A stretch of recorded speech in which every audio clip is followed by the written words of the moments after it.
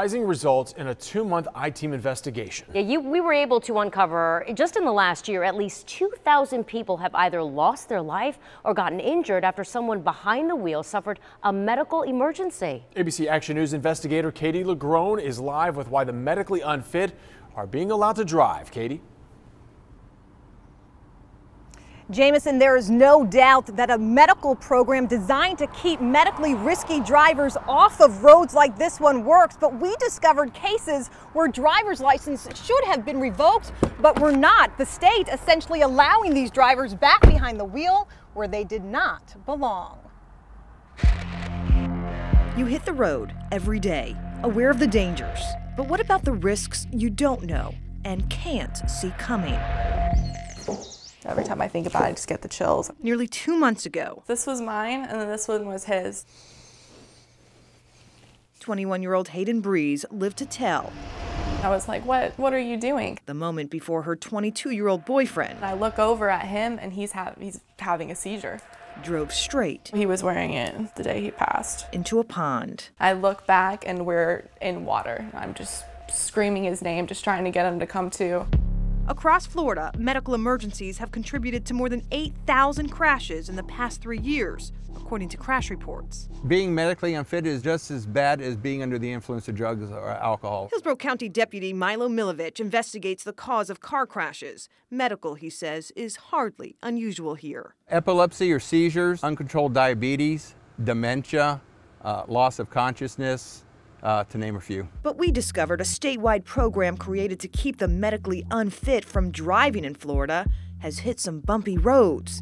The state called out in this 2013 audit for failing to timely revoke licenses from medically risky drivers who failed to prove they were safe behind the wheel.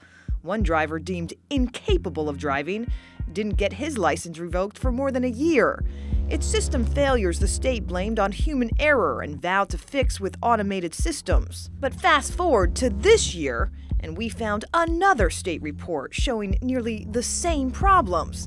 In fact, of 50 cases examined by auditors, follow-ups didn't occur in nearly 20%, leaving medically risky drivers still licensed to share our roads. And that's dangerous. Orlando neurologist Dr. Ira Goodman serves on the state board that decides who's medically unfit to stay licensed. Are you surprised at these findings? No, based on the number of drivers we have.